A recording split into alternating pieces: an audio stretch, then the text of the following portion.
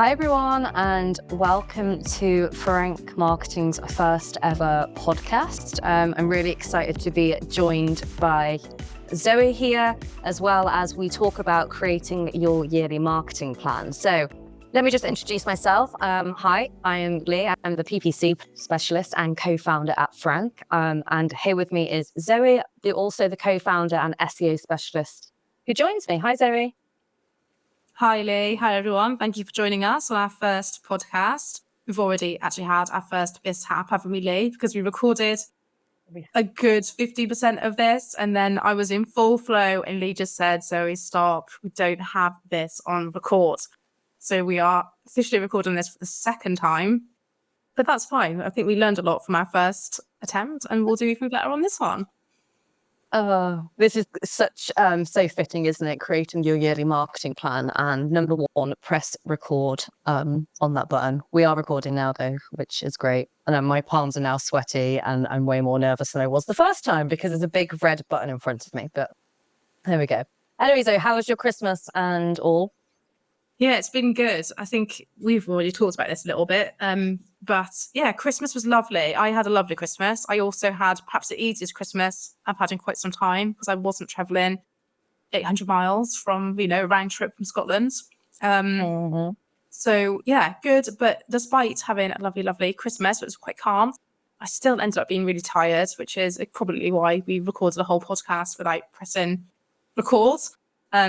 Because we're just a bit tired, aren't we? I felt like I was back and firing on all cylinders from today, as I think you are as well. But clearly we're not quite there yet because we recorded 20 minutes with no record. Yeah, well, that's Frank marketing for you. We're open and honest here. Yeah, feeling the same. I'm telling myself I'm ready to hit the ground running this year. Lots of things happening. Just had a great meeting with a new client this morning, which feels a bit chaotic, but I think it just takes a while just to get back into the headspace of work a little bit. So yeah, I'm enjoying it, and I'm enjoying looking forward to this podcast with you, Zoe. Same to you. So yeah, let's kick off with it and share some interesting stats that you've got. Cool. So we're going to start with stats because, to be honest, I wanted to start with stats, especially on this one, because I wanted to check our bias, basically, were we creating this whole podcast based on a bias rather than it being something that's kind of statistically correct. But that isn't the case. As I've found, it's 70% of marketing teams lack an integrated content strategy. And that doesn't surprise me because that's almost like one of our USPs, isn't it? And the reason why it is because we do see all the time companies working without an integrated strategy. So that just means that you've got loads of resources, loads of time being spent kind of pleasing several marketing departments, and no one, maybe not no one, but a lot of people not working in alignment and not really talking to each other. And if you can nail that, you can really streamline processes, marketing, improve, your conversion rate, that kind of thing. But you can also stop wasting time because you can share assets and all this kind of stuff. And we're going to get into this more as we talk about the kind of value of planning yearly.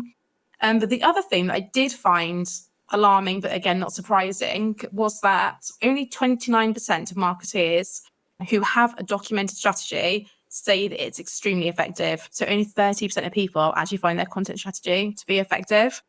Now that's scary, isn't it? Because content is, and when I say content, I mean content on your website, assets that you've created, email nurturing, email strategy, everything. Mm-hmm. It's everything, and it's really, really time consuming. So to do all of that work for only 30% of people to be find it extremely or very effective is really just quite scary, but it is very accurate from what we see. I think we see a lot of misaligned content strategy. So yeah, we're going to dig into that more. I'm going to stop waffling there and we'll just get into it. Yeah, that is quite a scary figure, although I'm not surprised by it. I think working with clients and that we see this all the time. It's kind of gets down to, which Zoe says quite often, is that content for content's sake, just doing things to look busy but without any meaning behind it, which brings us on to this sort of creating your yearly marketing plan, which is going to be a bit contradictory when we get into this, because the first one here that we've got to talk about is why do we think companies fail with strategy, or at least creating a yearly marketing plan? And I think the first one is this kind of planning too late. So if you're starting to plan your January to December, you're probably already planned your strategy too late, to be honest. And that kind of has then a knock-on effect for all your resources. I know Zoe's got a little bit more in-depth stuff to talk about this on SEO, so I'll chuck this over to Zoe now.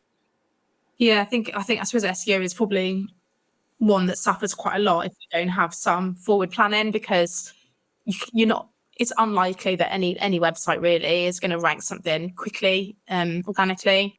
So if you're, like you said, if you're planning January now, it is probably a bit too late. But the beauty of SEO is that it does compound. So your 2025 plan does not need really to be just your 2025 plan. This is especially true for SEO, because anything you do in 2025 is like laying the foundations to 2026. So anything you do in 2025 is a job you don't have to do in 2026, which means that you can maybe edit what you did in 25 or improve on it or do more, add value to it. Instead of creating a blog, you're going to add a video. Instead of having perhaps like a basic category or service page, you're going to be able to add more like assets and entities to it to improve it. So because I think planning too late is a big deal. We need to stop doing that. Make that your New Year's resolution, but also don't let it stop you from creating your plan now, and consider that this plan is going to form the foundations of your future, forever, really, because you'll have those foundations in place. I was just going to say on the back of that, looking at PPC planning too late, what we see a lot of the times is people rushing to do ad hoc campaigns. Let's use Christmas for an example.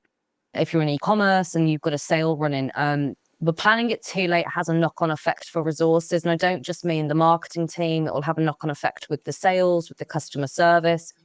And ultimately, one of the biggest goals that we should be focusing on is a great customer experience. That's how you keep people, get people in the first place, and also keep them. But that knock-on effect with resources, if you're needing a landing page created, that's going to have a knock-on effect. If you haven't informed the sales team of what you're doing, or the customer service team, that customer journey gets affected all the way through the pipeline. So planning and get everyone involved in this planning. This isn't just a marketing thing. This is a company-wide thing. Marketing shouldn't be kept as a silo from sales. So I think that's really important to sort of look onto, which kind of leads us on to our next point really as well, Zoe. Yeah, definitely. We're very aligned there, because I was talking over you there, that's exactly what I was going to say, was that I spoke about SEO, like SEO is the only channel that needs planning, but it doesn't, because like you said very correctly, if you need something in June and it's June and you need a landing page designed, you need to be doing that in like May, probably at least May. So I'm glad that we're aligned. Of course we're aligned, we know that. So yeah, the issue is with one of the other issues I think with not creating a plan is that departments are left to kind of make their own plans. And if there's not like an overarching why behind the plan, everyone is going to just do their best, which is great and lovely. But you talk about like doing work to look busy, and I do think that's what happens, because if you don't outline a plan early on, what else are they going to do? People need to keep busy, and they will find a way to do it, and it will be well intentioned, and it will probably be good, but it won't be what it could have been if there was a plan in place. So it's easy, I think, when thinking about your marketing plan, to kind of start with marketing, but that's really not what you want to be doing. You want to be stepping back a little bit and thinking about the business in general. So like, what type of services or products do you want to be focusing on this year? Why is that? What do you need? What does marketing need to do in order to make that happen? So that means that you're going to have some kind of input from C-suite, and you're going to have some kind of input from sales about what sales need for marketing. So if sales know they're closing, let's just say it's 50% of leads, you need to double. You need to get twice as many leads to the door if they only close 50%. I'm just using easy numbers there, obviously. So working with a plan from a plan allows you to tie up everything, get everyone integrated, get everyone like singing from the same hymn sheet, to have a more effective marketing strategy. Yeah, I think as well, you just touched on a point there as well. This whole clear goal of having a marketing campaign is a lot of people just focus on the return on investment, which is fine. And obviously that's how the world works. Cash is king, that kind of thing. What what does that goal mean for each step of your marketing campaign or your plan? If we look at kind of B2B, for instance, a user isn't necessarily going to just get in contact with you because you've put out one great ad, from my perspective as well. But even from yourself, so with the content on the website, you know, that needs to be aligned there as well. And looking at what is it that we need to do more brand awareness, and what does that look like? Do we need to reach out to a new target audience? How does that look like? And then from my point of view, what I would do is for PPC, is kind of reverse engineer that plan. So if we wanted more leads, okay, how do we get to that point? Well, we can't just get really cold leads and just expect them to convert. So we're going to have to do a bit of pre-planning, if you like. So again, looking back at how that looks. And I guess it's kind of similar when we talk about content on the site with this compounding effect that you mentioned, Zoe, is that like all these little things add together to build that trust and to eventually get you to that goal you want. Yeah, absolutely. I think that is a major benefit of thinking about the year and the funnel and just how long it realistically takes to go from someone who's kind of just met your brand to someone who's actually going to convert. And this is the thing with the plan as well, though, is you can think about this. Like we do this all the time when we're working together for mutual clients. We know the goal. It might be that SEO brings in the right type of people, but a lot of the time, if someone goes to a page on your website from like a search term in Google, they might be meeting your brand for the first time. So they are highly unlikely to actually convert there and then. Like they're probably more likely to go to social media, probably check out the brand, go look at reviews, do their comparisons, and then they're probably going to shut their laptop and not buy immediately. But that's where this plan comes in. You know that's going to happen. So how are you then going to nurture them? Because there's no point just getting traffic with SEO, for example, and then not nurturing them throughout the year for the duration of your sales cycle. And that's where, for example, when we work together, pay-per-click comes in, because pay-per-click can retarget those audiences. We will know what they've come from, like roughly what they're searching from. We will know what assets to create to give them what they need. And then we can kind of drip feed that over a period of time. Yeah. And that's a major benefit of planning. And then I think just having a look at this, then just talking on like kind of other areas that I feel companies lack is probably maybe a little bit of budget mismanagement. We didn't actually touch on this in our first recording of this, or lack of recording, but actually looking at what that budget looks like and being realistic with that budget, and then align that with your overall goals. It's very unrealistic that you're going to get 25 leads from $100 budget on LinkedIn, for instance. But it doesn't mean that PPC can't work for you, but it's just understanding of where that sort of budget could fall in. And then budget also means terms of resources. What have you got? What do you want to achieve? And who do you need to help you achieve that? And where does that lie? Because I think a lot of people rely on PPC essentially to get them that initial traction, but then fail to spend any money on the SEO. And we both know this very clearly, Zoe, that once that PPC is gone, they haven't got a foundation here. So they're kind of then pushing money back into PPC. And then this is always stagnant, this website, which isn't a stagnant thing, it's an ongoing thing. So yeah, budget mismanagement is a huge thing. Yeah, and what you just said there as well actually ties back to what we were saying earlier, doesn't it? About having this plan that's going to serve you next year. So like if you invest, like SEO is very compounds over time, doesn't it? But if you invest in 2025 now, all these things will just keep delivering you leads and conversions, or, you know, just useful resources, assets that you can use in 26. And you mentioned like budget there. And I think with the benefit of a yearly plan as well, you can kind of map out what you're going to need, what each channel is going to need. And what's nice about an annual plan is you can try and pull teams together so they're sharing assets. So rather than just get into, say, June and realizing, we needed a landing page and 6 social media posts and whatever, you can think, like, take that helicopter view, think about what you need and plan for when that's going to happen, and then where you're going to get that asset created, because that's going to cost money. Everything costs money. The labor to do it, the resources, if you need consultants or freelancers, you need to factor all that in. And it's probably worth me saying at this point, I mentioned there like helicopter view, because that is what your yearly plan is. Like, we're not suggesting that you map out your marketing plan for a year and you follow it to a T for 12 months straight. That's just not going to happen, especially in marketing, especially like SEO. Like, sometimes you have to go with the river. Something takes traction, something goes well, you discover something that your audience loves. Maybe you've even discovered a new product or service that you need to get on your website because people are asking about it.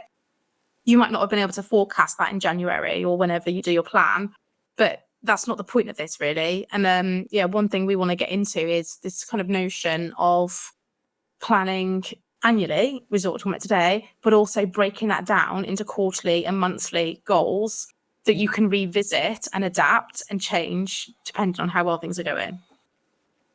Yeah, and I think also being able to do that, I guess it's that being able to be reactive. As marketers, we have to be reactive. Whilst we can have this yearly view of what we want to achieve. So whether that's breaking into a new target audience, whether that's growing our email subscription list, whether that's followers on social media, whatever that looks like, you have this overarching yearly plan, but break that down into quarters or months, depending on, again, what is going on outside. I think we have to consider environmental factors in this as well, which is why we have to be reactive. No one could have foreshadowed or the COVID, for instance. COVID, everyone had to take a huge change and go online. And that's not possible when you've got this yearly plan that you need to stick to a T. So it's being able to have that flexibility to adapt, but inside a wider scope of what that year looks like and what you want to achieve I guess maybe this isn't even a marketing plan. Maybe this is a yearly company plan. Where does that look like as a company, and how do we achieve that using marketing and others places? Yeah, definitely. In fact, that's probably like a bet. It's probably like, the marketing portion of the company plan would be a better way to think about it. And I don't think that's how people think about their marketing plans. It's just, as I said before, people are working in silos, doing their best, and that can lead to, chasing these like fancy metrics, just trying to do their job, prove they can do their job, I guess, but without any real why. Absolutely. So I think just some more points then just to look at this discussion is bringing back that why, what that goal is for you and how that strategy looks, if you want to reverse engineer that, or what potentially does that look like in the future. If you have a brand new product out, for instance, SEO is going to take time, so you've got to be looking in advance, but starting now. And I think the basis of this conversation is kind of, yes, it's a yearly plan, but it's being able to be flexible with it, but also, understanding the entire team and also making changes where necessary to see those goals as well. And then also just having a look at sort of, we've already touched on the sort of sharing assets and things, but I had a question, Zoe. So everyone's going to be like, when is the now to start planning for the year? And in my opinion, if you're planning I think with PPC, you need to be planning at least 3 to 6 months in advance, especially for those resources that you need, just to make sure everyone's aligned. But what's your thoughts with kind of SEO on that? Yeah, I would say like a solid draft for the year, and then a really strong, committed 3 definitely months, 6 months really, if you can, because it just takes time. It really takes time in SEO. And look, it's not even, it's less for me about the time actually, although that is obviously a factor, but it's more about like what you said. It's like gathering that resources and getting people together, being able to have time to go to designers for landing pages, that kind of thing.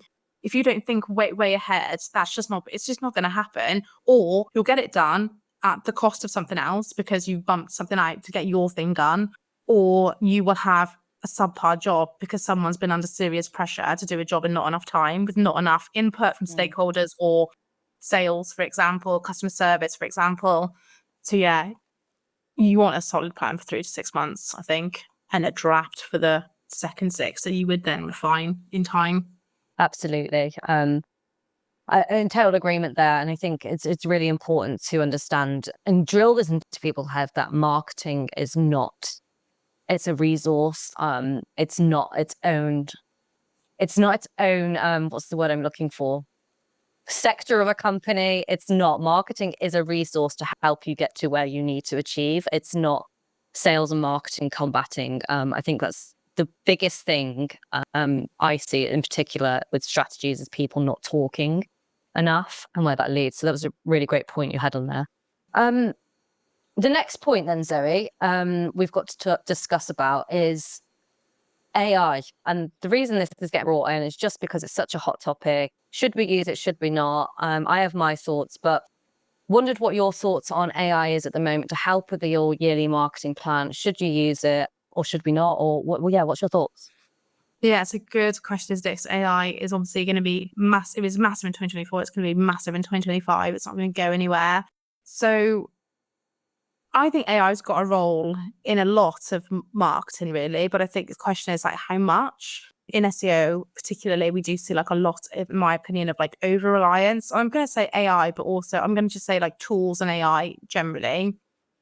And they both have a role, both are great. I use both in yearly plans. But in my personal opinion, the role of AI is pretty small when it comes to planning, because I just think planning and auditing, because I just think you need that human layer, someone like, the nuances, where your customers are, like it's emotionally led, isn't it? Like marketing is. I tried to find some stats of people, or marketers rather, and how they use AI. And really not many people, none actually that I found, are using it in the kind of planning. I couldn't find any stats to support that. I'm sure they're out there. But for the most part, I'm seeing people using AI. 81% of marketers say it's effective at assisting them in marketing generally. 85% say it improves content or makes content more efficient. So people use it more for content, I think. You will have this as well in pay-per-click, actually, where we're consultants. So we do get other consultants, other agencies kind of pitch in for like our client, I guess. And sometimes I see the audits that come in via email, and I just think that is a printout from a tool that means nothing. And this goes back actually to the thinking in tactics. AI cannot create a sophisticated plan.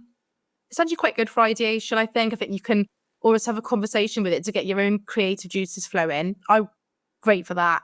It can cluster keywords really well. It can categorize keywords really well. It can do some of the work for you, I guess. But I mean, to think that you can knock together a plan from AI, I think is quite foolish, really. It's not going to be sophisticated. It's not going to understand fully your company, your goals, your audience. So yeah, that's my thought on it. And I know you've had some pretty interesting experiences with AI recently when it comes to not so much audit, is it, but managing campaigns and stuff. So yeah, dig into that a little bit. Yeah, sure. So again, I fully agree with AI. Does it play a part in planning? I think it can play a part into helping figure out what that plan is when you want it and how to lay it down into a realistic way, if that's what you need to do. Find out what all the parts need. Can it be planned? I don't think it can. And the reason for this, and I think I need to explain to people, AI it's a language processing tool. So it takes everything that's on the internet and regurgitates it back to you in some form of what you want it. AI is not sitting in your office understanding that cash flow is poor, that new products are coming in, that this has happened in the external world. AI cannot do that. AI can help you and assist you in that, but it's not a person. So fully agree. And one of the examples I've just recently seen is a company using an AI tool to run their ads for them, which sounds great. The funny thing is it works off market trends and Google trends and things. So in theory, it sounds perfect. But one of the product that this person was selling, or that the AI tool was pushing out more, was a very small product, which wasn't actually a part of their main product line. For instance, in the summer, this product was, I'm going to be very, very aloof about what this product was, but it was a summer product. But again, this company sold it kind of once or twice in COVID, and it's not part of their product line, but they still have stock of it. So what it was doing is this AI tool was then just pushing this product out all the time, just spending all their money on this one product, which was not their core product line. And that's the thing, that's what I'm trying to say, is that the AI is going off already existing data and it's not going off what the actual business is. So AI, just to reiterate, AI can help you form that plan, but it can't do that plan for you. I guess that's the basis of what I'm trying to say. Yeah, I completely agree. I completely agree with that. I was just going to add to this as well. Like we had in the future episodes, we're going to have like a Q&A section, and we had some Q&As for this one, but some of them were so nuanced that we were like, we can't really answer this in a podcast in a way that's actionable and useful for people listening, because it's so dependent on so many variables that we don't even know, because we don't know your company. And like, we're humans with the ability to understand the nuances of things, and even we can't answer things. So I think any usage of AI is going to be quite generic, isn't it? It's going to be quite safe, quite generic, quite suitable for loads of industries, really. And that's not what you want. So it's great, I think, for getting started, getting your creative juices flowing. And then that's kind of it, really. I think this is very much a human-led project, if you want to get the best out of it, in my opinion. Yeah, I think if we're wanting to use it, and I don't disagree that people should use it, it does help speed up processes. If you're literally struggling of going, I've got this huge marketing plan that I need to now basically try and write down into a task list, for instance, great. Use AI to figure the stuff out in your brain and get it on paper. Like I've used it for that way before. Like, I need to do this huge plan. This is all my ideas of what I've got. Now, can you formulate me what is the step-by-step process I need to do to create that? Because especially I find when dealing with PPC, if you've got this huge campaign that is got so many different parts of using so many different platforms, and they all need to talk to each other, then we need to do email workflows to go with this, and then we need a landing. And sometimes my head just like, no. But this is where AI can come in and write you a to-do list, essentially. And you need to reach out to this person. You need to do this. Use AI for that. Yeah, it is good for that, to be fair. We're coming up towards the end of this talk now, but I guess we just wanted to sort of recap on some key points. I know we've kind of spoke about a lot, but for me, talking of PPC, it's looking at yearly goals, breaking those down into quarterly and monthly goals, and then also ensuring that you plan way in advance, 3 to 6 months in advance, to ensure that all the resources and everyone in the company that you need is aligned, and work with everyone, work with the SEO, work with the email marketers, whatever that looks like. You could just be a one-man band, or you could have a huge team of people on your marketing team, but make sure everyone is aligned and you've got enough time to get everything actioned prior to going, and that the team at the very end is also aware, so there's no surprises down the road there. That sounds like solid advice to me. I think from an SEO perspective, I'm going to try and give you like a bit of a visual as well, so you've got something that you can go and create, I guess, like an actionable visualization of what you're going to do. But what I would do now is I would pull together a big spreadsheet. I love Google Sheets. I would have that broken up by month and by channel. And I would map out the objectives, break that down by the months. Bear in mind how you can have a look at historical data for this as well, to figure out which months are your best months, because you're going to have like seasonal trends, that kind of thing.